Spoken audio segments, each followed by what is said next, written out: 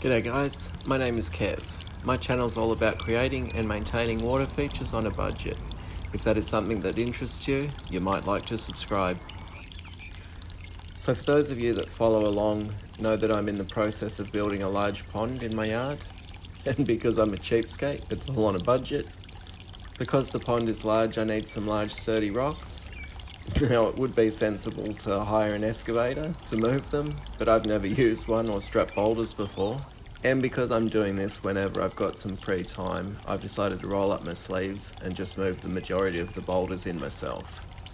So I've found that with a bit of effort I can get them onto a fridge trolley and move them over to the edge of the pond. From there I roll them into position. So I've got a layer of geotextile, then EPDM rubber liner, then more geotextile on top. This is really helping protect the liner from all that movement with the rocks. So I just roll them slowly into position, lowering them down the shelf on the walls there, that's the killer. Anyway, so once I get them in position, I fill the gaps from behind with some smaller rocks. Then I'm backfilling behind them with 7mm scoria. This is just locking everything really tightly into place. I really want to make sure everything's as secure as possible. I know the kids are going to jump and climb all over them as they've done in all the other ponds.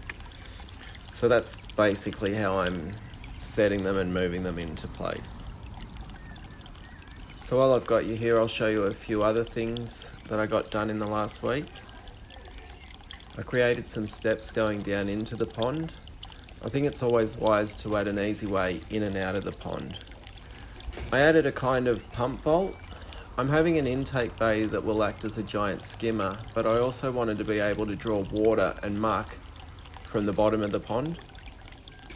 That pump vault was just a 220 litre barrel with some slots cut into the bottom. I also added a hose line so I can add some air diffusers later on.